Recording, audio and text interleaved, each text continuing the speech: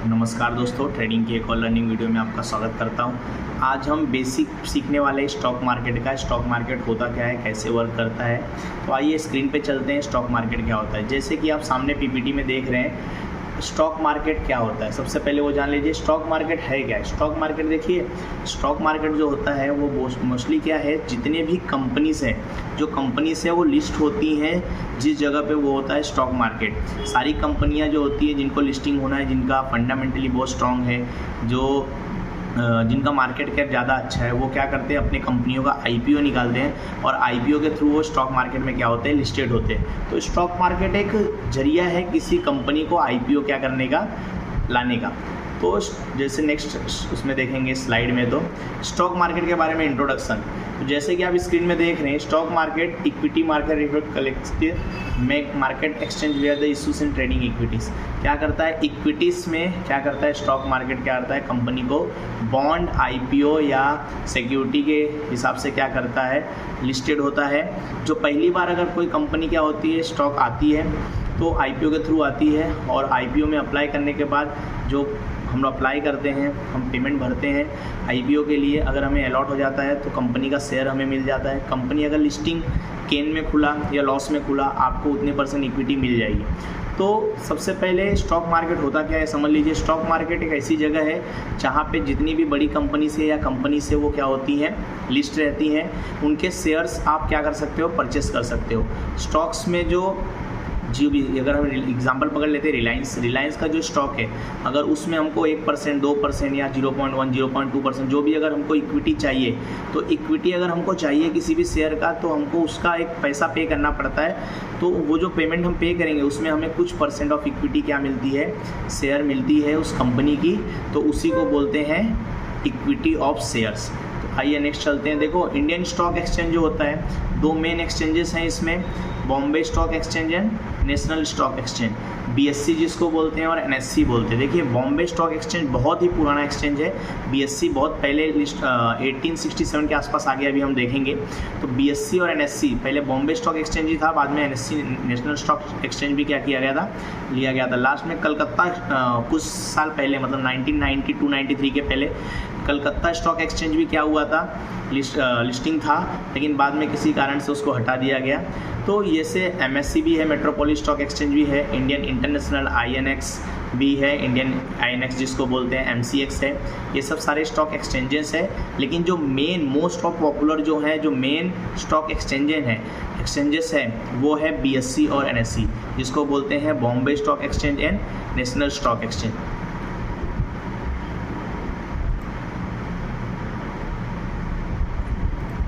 आइए, Bombay stock exchange क्या होता है। बॉम्बे को बीएससी स्टॉक एक्सचेंज बोलते हैं, जिसको हिंदी में दलाल स्ट्रीट भी कहते हैं। ये स्टेब्लिश हुआ था 1875 को स्टेब्लिश हुआ था। ये सबसे एशिया का सबसे ओल्डेस्ट क्या है, दलाल स्ट्रीट माना जाता है।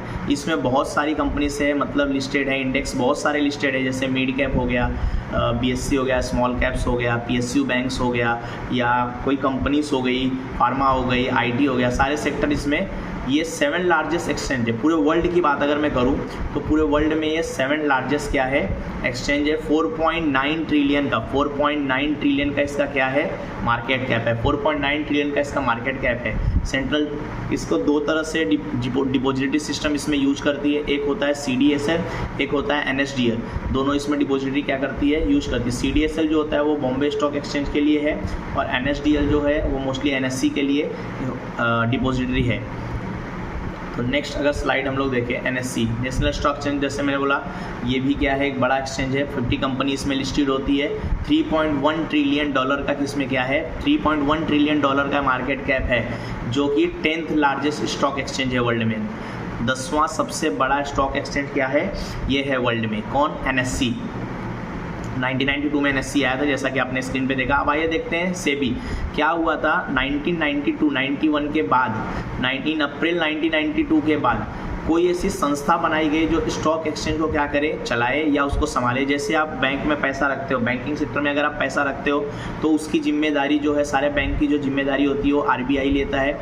वैसे ही एक सेक्टर बनाया गया किसके लिए? स्टॉक मार्केट के लिए। अगर कोई भी इसमें मैनिपुलेशन हो या कोई भी गलत काम हो या कुछ भी हो तो उस पर नज़र रखने के लिए एक क्या सिक्योरिटी एक्सचेंज बोर्ड बनाया गया। उस बोर्ड का नाम रखा गया सेबी। तो सेबी का फुल फॉर्म है, जैसे स्क्रीन पे आप देख रहे हैं, security exchange of board of India. इसको सेबी 1992 में 12 अप्रैल 1992 को इसका क्या गया था, गठन किया गया था, इसको बनाया गया था। सिर्फ किसके लिए बनाया गया था कि जो भी स्टॉक में मैनिपुलेशन या कुछ भी गलत काम हो इस संस्था पे नज़र रखने के लिए। जैसे आपने डीमेट अकाउंट खोल लिया है, डीमेट अकाउंट खोल लिया, अगर आपसे कुछ भी फ्रॉड होता है, आपका ब्रोकर या आपका सब ब्रोकर जो आपसे फ्रॉड करता है तो आप इसकी कंप्लेंट क्या कर सकते हो, डायरेक्ट सेबी को दे सकते हो। सेबी इस पर क्या कर सकती है, एक्शन ले सकती है। वो क्या करती है, वार्निंग करती है। एक तरह से क्या होगा, एक संस्था बना दी गई जिससे आपके पैसे सेफ है, इसकी गारंटी रखने के लिए सेबी इस पर नज़र रखती है। सारे एक्सचेंज जो होते हैं BSE NSE स्पेक्स जो नज़र रखता है वो कौन सा होता है, वो सेबी होता है। इसमें the chairman of nominated by union government, इसके जो चेयरमैन होते हैं वो कौन नॉमिनेट करता है, यूनियन गवर्नमेंट जो भी होता है वो सेबी के हेड को क्या करता है, चुनता है। अब आइए देखते हैं इन्वेस्टमेंट। जैसे कि आप स्क्रीन में देख रहे हैं, type of investment of share. देखो हम मार्केट में किस तरह से इन्वेस्टमेंट कर सकते हैं। पहला तो कैसा है कि हम स्टॉक में स्टॉक्स में इन्वेस्ट कर सकते हैं, स्टॉक में म्यूचुअल फंड के थ्रू उसमें कर सकते हैं, SIP म्यूचुअल फंड के थ्रू। बॉन्ड्स होता है बैंक का, वो होता है। फिर क्या होता है, फ्यूचर एंड ऑप्शन जैसा होता है, ऑप्शंस के थ्रू भी हम किसी स्टॉक में क्या कर सकते हैं, फ्यूचर एंड ऑप्शन के थ्रू भी हम किसी इंडेक्स में या किसी स्टॉक्स में क्या कर सकते हैं, इन्वेस्ट कर सकते हैं। फिर ETF भी होता है, ETF फंड, इंडेक्स फंड भी होता है, जो नेक्स्ट वीडियो में हम जानेंगे डिटेल में ETF बॉन्ड ये सब क्या होता है। तो टाइप ऑफ इन्वेस्टमेंट, इस तरह से इन्वेस्टमेंट हम कर सकते हैं, stocks, mutual fund, bonds, option, future, ये सब समय चीज़ों से ETF, इंडेक्स फंड, ये सब में हम लोग क्या कर सकते हैं, किसी स्टॉक मार्केट में इन चीज़ों में इन्वेस्ट कर सकते हैं। नेक्स्ट है ट्रेडिंग अकाउंट। अब देखिए हमको अगर डीमेट अकाउंट, अगर हमको ट्रेडिंग करना है या इन्वेस्टमेंट करना है तो इन्वेस्टमेंट करने के लिए सबसे पहले हमारे पास कोई डीमेट अकाउंट होना चाहिए। हम ब्रोकर तो है नहीं, तो हम किसी ना किसी ब्रोकर के थ्रू क्या करते हैं, डीमेट अकाउंट। क्योंकि हम क्या हैं, हम तो ट्रेडर हैं, और ट्रेडर अगर हम हैं तो हमको अकाउंट ओपन, हमको खेलने मतलब डीमेट स्टॉक्स लेने के लिए या ट्रेडिंग करने के लिए हमको ट्रेडिंग अकाउंट चाहिए, तो हम डीमेट अकाउंट ओपन करते हैं। ट्रेडिंग की जो अकाउंट होती है उसको बोलते हैं डीमेट अकाउंट। स्टॉक मार्केट में होता है और बैंक अकाउंट भी इसमें लिंक होता है। ये क्या होता है, बहुत सारे इसके ब्रोकर्स भी हैं, सब ब्रोकर्स भी हैं, उनके थ्रू हम क्या कर सकते हैं, खोल सकते हैं। जीरोदा है, 5 पैसा है, एंजल वन है, बहुत सारे हैं। वो डिपेंड ऑन आपके ऊपर कौन से ब्रोकर में आप यूज कर सकते हो। ट्रेडिंग अकाउंट आपको खोलना पड़ेगा। ट्रेडिंग अकाउंट क्योंकि कंपलसरी है, बिना ट्रेडिंग अकाउंट के, बिना डीमेट अकाउंट के क्या करोगे, आप ट्रेडिंग नहीं कर सकते। Next depository service. देखो इसमें 2 डिपॉजिटरी सिस्टम काम करता है, मैंने आपको शुरू में ही बताया। एक होता है CDSL, एक होता है NSDL। CDSL मतलब क्या होता है, central depository service limited and national security depository limited. ये क्या होते हैं, डिपॉजिटरी सर्विसेज हैं मेन 2 डीमेट के जो होता है। आप इसमें बहुत सारे सम देखो NSDL CDSL में सब अलग अलग ब्रोकर के अलग अलग क्या होते हैं अकाउंट्स, NSE BSE से होते हैं। तो आपके ऊपर डिपेंड करता है, आप कोई भी ब्रोकर से अकाउंट खोल सकते हो, कुछ भी ब्रोकर। या तो डीमेट अकाउंट आप पेटीएम मनी खोलो, जीरोदा, अपस्टॉक, ICICI, बहुत सारे ऐसे, एंजल वन, बहुत सारे हैं। कुछ ऐसे ब्रोकर हैं जो डिस्काउंट ब्रोकर हैं और कुछ डायरेक्ट ब्रोकर हैं। तो आपके ऊपर डिपेंड करता है कि आप कौन से ब्रोकर पर अकाउंट खोलेंगे। डिपॉजिटरी सर्विस वो दोनों, ये दोनों में से किसी एक को यूज करेंगे, या तो NSDL का यूज करेंगे या तो CDSL का यूज करेंगे। Next demat account. Demat account क्या होता है, देखो डीमेट अकाउंट ये होता है कि हमारे और आपके बीच में मतलब हमारे और आपके मतलब मैं ट्रेडर हूँ और एक एक्सचेंजेस, स्टॉक एक्सचेंज के बीच में जो सेटलमेंट करता है या जो शेयर देता है किसी प्लेटफॉर्म के थ्रू, वो क्या होता है, डीमेट अकाउंट होता है। डीमेट अकाउंट मतलब एक प्लेटफॉर्म है। डीमेट अकाउंट क्या है, एक प्लेटफॉर्म है जो क्या करता है, हमारे चीज़ों को अगर हमको कहीं बाय करना है तो शेयर लेता है, हमको देता है, हमारे पैसों को इन्वेस्ट करता है। तो डीमेट अकाउंट एक क्या है, जैसे बैंक होता है, बैंक में हम पैसा डालते हैं ना, वैसे ही हमारा डिपॉजिटरी अकाउंट होता है। डीमेट अकाउंट भी वैसे ही होता है। डीमेट अकाउंट क्या होता है, डीमेट में हम पैसा डालते हैं और उसके हम शेयर खरीद सकते हैं। ये किसी भी ब्रोकर के थ्रू आप कर सकते हो, आपके ऊपर डिपेंड है। वो हर ब्रोकर अलग अलग क्या होता है, उसका चार्जेस होता है, अलग डिपेंड होता है। अब देखो डीमेट अकाउंट आपने सुन लिया, तो अब देखो आपके मार्केट में जब आप करते हो तो आपकी 2 ही एक्सपेक्टेशंस होगी।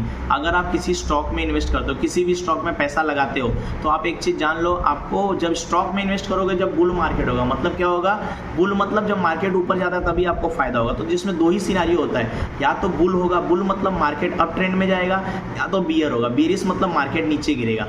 तो इसमें 2 ही ट्रेंड आपको समझना है, बुलिश होता है मार्केट और बियरिश होता है। बुल मतलब ऊपर जाना मार्केट, बियरिश मतलब नीचे गिरना मार्केट। अब कंडीशन कैसा होता है, unemployment is low, stock rising, price going up. Dependent bulls में होता है, बुल्स में अनएम्प्लॉयमेंट इज लो, अनएम्प्लॉयमेंट लो है, स्टॉक राइजिंग होता है, स्टॉक बढ़ेगा तभी क्या होगा, उसका प्राइस मिलेगा, प्राइस गोइंग अप होगा तभी आपको प्रॉफिट मिलेगा। बेरिश में क्या होता है, मार्केट गिरेगा या बेरिश गिरेगा तो आप क्या स्टॉक को बेच नहीं सकते हो, तो स्टॉक को बेचने के लिए आप ऑप्शन और फ्यूचर का यूज कर सकते हो, ऑप्शन के थ्रू उसको बेच सकते हो, फ्यूचर के थ्रू उसको बेच सकते हो। तो जब वो मार्केट फॉल साइड में होगा, बेरिश साइड में होगा, गिरेगा, तब क्या होगा, मार्केट में आपको अच्छा प्रॉफिट मिलेगा। लेकिन बेरिश ट्रेड को, स्टॉक्स को आप बेच नहीं सकते लॉन्ग टर्म के लिए, लेकिन उसके लिए एक ऑप्शन लाया गया कि ऑप्शंस को, फ्यूचर को आप सेल कर सकते हो, समझ गए, लॉन्ग 1 मंथ के लिए, 2 मंथ के लिए, 3 मंथ के लिए, मैक्स टू मैक्स, तो वो कर सकते हो आप। लेकिन स्टॉक्स को आप पर्टिकुलर किसी स्टॉक को नहीं सेल करके रख सकते हो ज़्यादा दिन तक, क्योंकि आपको सेटलमेंट का, अभी जो इंट्राडे सेटलमेंट होता है 1 ही दिन का होता है। तो पहले ऐसा पॉसिबल था, लेकिन अभी ऐसा पॉसिबल नहीं है। तो सेल करने के लिए आपको फ्यूचर या ऑप्शन का यूज करना पड़ेगा। तो मार्केट जितना गिरेगा, आप अगर उसको सेल किए रहोगे या तो बेचे रहोगे तो आपको उतना फायदा होगा। नेक्स्ट है फंडामेंटल एनालिसिस। किसी भी स्टॉक को लेने से पहले आपको सबसे बेस्ट सीखना पड़ेगा फंडामेंटल एनालिसिस। अभी देखिए मैं सिर्फ बेसिक बता रहा हूँ आपको, सारे वीडियो आपको डिटेल में मिल जाएंगे आगे चल के, अभी मैं बेसिक बता रहा हूँ कुछ चीज़ें। फंडामेंटली में आपको क्या है, P ratio, profit earning ratio, put ratio, price to book value क्या होता है, कैपिटलाइजेशन क्या है, वैल्यू क्या है कंपनी का, फिर उसका टोटल असेट्स क्या है, उसके ऊपर कर्ज है कि नहीं, ये सब बताता है। तो ये सब सिर्फ मैं बेसिक बता रहा हूँ, अभी इसके बारे में डिटेल वीडियो हम आगे बनाएंगे। तो ये सब चीज़ें क्या होती है, फंडामेंटली एनालिसिस। आपको अगर स्टॉक मार्केट में आप आ रहे हो तो फंडामेंटली एनालिसिस आना बहुत जरूरी है। उसका बुक वैल्यू क्या है, पी रेशियो क्या है, फेस वैल्यू क्या है, फिर असेट्स है, उसके ऊपर लोन है कि नहीं, ये सब सारी चीज़ें आपको सीखना पड़ेगा। फिर टेक्निकल एनालिसिस। देखो मार्केट में 3 ही टाइप के रेंज होते हैं, या तो मार्केट अप जाएगा, या तो डाउन जाएगा, या तो फिर साइडवेज हो जाएगा। तो 3 ही सिचुएशन मार्केट में होता है। तो ये हमें समझता किससे, टेक्निकल एनालिसिस से। टेक्निकल एनालिसिस बिल्कुल ही टेंशन मत लीजिए, आपको हो सकता है ना समझता हो तो कोई बात नहीं, ये सिर्फ मैं बेसिक बता रहा हूँ कि स्टॉक मार्केट होता क्या है। इसके सारे चीज़ें, फंडामेंटली हो, टेक्निकली हो, कोई भी चीज़ हो, सारे वीडियो का मैं डिटेल बनाऊंगा और डिटेल आपको सिखाऊंगा। बेसिक से एडवांस सारा कोर्स आपको फ्री में इस यूट्यूब पे मिलेगा। तो टेक्निकली एनालिसिस आपको समझना। टेक्निकल एनालिसिस का मतलब क्या होता है कि मार्केट या तो अप ट्रेंड, या तो डाउन ट्रेंड है, या तो साइडवेज है। तो ये टेक्निकली से हमको पता चलता है, टेक्निकल इंडिकेटर से या तो टेक्निकल चार्ट से हमको पता चलता है। नेक्स्ट है challenge face by beginner. Stock market में आते हैं तो उन लोग क्या चैलेंज फेस करते हैं, सबसे पहले जो आता है इन्वेस्टिंग करने के लिए आता है, फिर कैसे शेयर बाय करें, कैसे सेल करें, कौन से सेक्टर में इन्वेस्ट करें, 5000 टाइप के कंपनीज इसमें लिस्टेड है तो किस कंपनी को बाय करें, किस से करें, कौन सा ETF ले, कौन सा बॉन्ड ले, कौन सा SIP ले, ये सब सारे कन्फ्यूजन होते हैं। तो ये सब चैलेंजेस हमको फेस करना पड़ता है स्टार्टिंग में। तो हमें नॉलेज नहीं रहता है स्टार्टिंग में कि हम क्या करें, तो ये सब चैलेंजेस हमको फेस करना पड़ता है। SIP कौन सा चुने, म्यूचुअल फंड कौन सा चुने, तो ये बहुत सारे चैलेंजेस है जो बिगनर स्टॉक मार्केट में क्या करते हैं, फेस करते हैं। फिर इनमें अब मेरे हिसाब से, अगर मेरे ओपिनियन के हिसाब से मैं बोलूँ, is always before investment in your company cheque your fundamental. अगर आप किसी भी कंपनी में इन्वेस्ट करते हो तो उस कंपनी के फंडामेंटल को चेक करना बहुत जरूरी है, फंडामेंटली को चेक करना बहुत जरूरी है।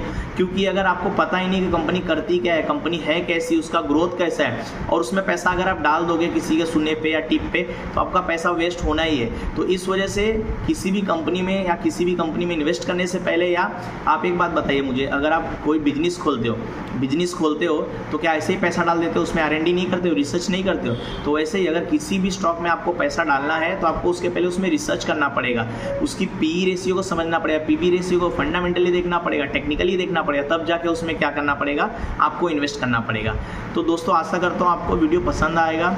ये एक बेसिक वीडियो था, सारे जो टॉपिक्स मैंने बताया इसका डिटेल में वीडियो बनाऊंगा, फ्यूचर एंड ऑप्शन का फ्री कोर्स बनाऊंगा, इंट्राडे फ्री कोर्स बनाऊंगा, सारे कोर्सेस आपको फ्री में मिलेंगे हमारे चैनल पे। तो ऐसे ऐसे करके मैं सारे वीडियो बनाऊंगा। अब भी वीडियो बनाने का मकसद सिर्फ बेसिक था कि एक्चुअल में स्टॉक मार्केट होता क्या है वो आपको मैं बता दूं। तो आशा करता हूं दोस्तों आपको पसंद आया होगा वीडियो। मिलते हैं नेक्स्ट वीडियो में, तब तक के लिए थैंक यू दोस्तों, जय श्री राम।